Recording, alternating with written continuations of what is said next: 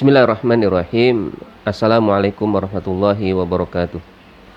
Alhamdulillah rabbil alamin. Alhamdulillahilladzi hadana li hadza wa ma kunna linahtadiya laula an hadanallah. Wassalatu wassalam ala nabiyillah Muhammad ibni Abdillah wa ala alihi wa sahbihi wa man walah, amma ba'du. Kedua adalah Allah Subhanahu wa taala berfirman, alhamdulillahi rabbil alamin. Segala puji bagi Allah, Tuhan semesta alam. Nah, apa hakikat dari ayat ini? Nah, ayat ini mengajar kepada kita bahwa agar untuk menjadi orang sukses adalah senantiasa bersyukur atas pemberian, atas anugerah Allah Subhanahu wa taala. Senantiasalah memuji Allah dalam berbagai kondisi atau apapun yang sedang kita alami. Hakikatnya setiap yang ada dalam kehidupan kita itu semua pemberian Allah. Kita bisa bernapas, kita bisa bergerak, kita bisa melihat, kita bisa mendengar, kita bisa melakukan apa saja, dan apa yang kita miliki juga semua itu karena Allah Subhanahu wa taala. Allah yang memberi. Karenanya sangat bagus ya kalau kita senantiasa memuji Allah ya. Bahkan dalam hadis yang berbeda, Aisyah menceritakan bagaimana sikap Rasul di saat beliau menghadapi nikmat atau menghadapi ujian dan cobaan. Pertama misalkan Aisyah bercerita, kalaulah Rasul mendapatkan nikmat, maka beliau akan mengatakan, alhamdulillahilladzi bi ni'matihi tatimmus sholihat. Segala puji bagi Allah, dengan nikmatnya kebaikan-kebaikan menjadi sempurna. Ini adalah pujian Allah, yang pujian kepada Allah Subhanahu wa taala. Nah, yang kedua, Aisyah bercerita lagi, kalau Nabi menghadapi ujian dan cobaan, maka beliau akan mengatakan, alhamdulillahi ala kulli halin. Segala puji bagi Allah apapun kondisinya, bagaimanapun keadaannya ya, maka beliau memuji Allah Subhanahu wa taala. Nah, tentunya kita juga demikian seharusnya. Ya memang ya kita pasti akan menghadapi berbagai macam yang berbeda atau mungkin tidak sesuai dengan keinginan. Tapi bukan berarti kalau tidak sesuai dengan keinginan kita akhirnya tidak mau memuji Allah, tidak mau memandang bahwa ini adalah kebaikan yang Allah berikan untuk kita.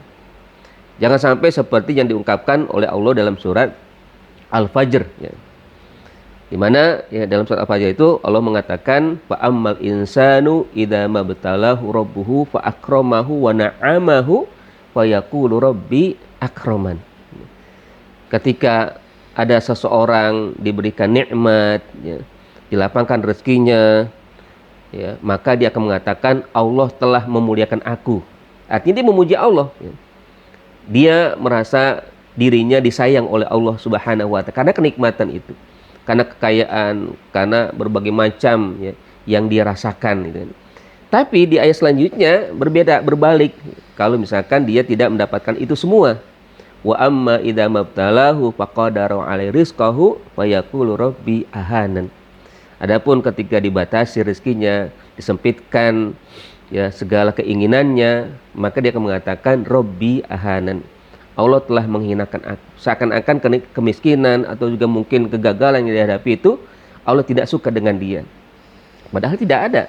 Semua pasti kehendak Allah, semua pasti ada kebaikan-kebaikannya. Semua pasti di situ ada hal hikmah yang ingin disampaikan oleh Allah terhadap setiap hamba. Hidup kita kan mungkin antara satu dengan yang lain berbeda, nggak ada yang sama ya. Ada kita lihat orang yang begitu kaya, begitu banyak dan melimpah hartanya, tapi ada juga orang yang tidak menampak seperti itu, bahkan di bawah garis kemiskinan ya. Tapi semua itu sebenarnya merupakan ujian dari Allah ya. Ujian dari Allah. Nah, karena itu ya setiap ujian itu harus kita pandang dengan kebaikan. Nah, disinilah Allah ingin ajarkan kepada kita bahwa kita selalu memuji Allah. Dengan ayat kedua itu Allah ingin agar kita sukses.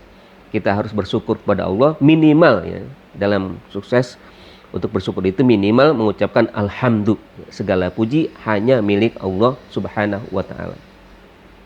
Bahkan juga dalam ayat ini bahwa pujian itu hanya berhak untuk Allah ya. Lillah ya. Hanya untuk Allah, bukan untuk orang ya. Kalau kita mungkin memuji orang pasti ada embel-embelnya, pasti ada sesuatu yang ingin kita dapatkan dari orang tersebut ya. Ya.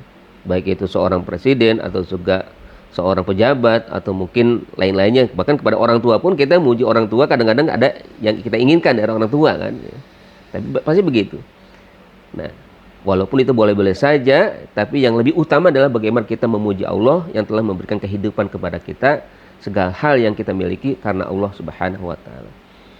Nah, yang kedua juga agar kita sukses ya dalam hal ini, dari makna alhamdulillah itu selain kita memuji Allah, bersyukur pada Allah juga ya, kalau mengiringi dari ayat pertama tadi, memulai dengan bismillah, mengakhiri dengan alhamdulillah. Akhirilah aktivitas dengan mengucap alhamdulillah ya. Awal dengan bismillah, akhir dengan hamdalah ya. Ya, kayak ada nasyid ya yang dulu terkenal itu, diawali dengan bismillah, diakhiri dengan alhamdulillah ya. Itu bagian daripada ya, kebaikan yang pasti akan kita peroleh kalau kita selalu rutinkan. Bahkan akan menjadi sukses, kita mendapatkan bukan hanya di dunia tapi juga di akhirat kelak. Wallahu bisawab, itu saja mungkin yang dapat saya sampaikan. Aqul qouli hadza wa astaghfirullah lakum. Assalamualaikum warahmatullahi wabarakatuh.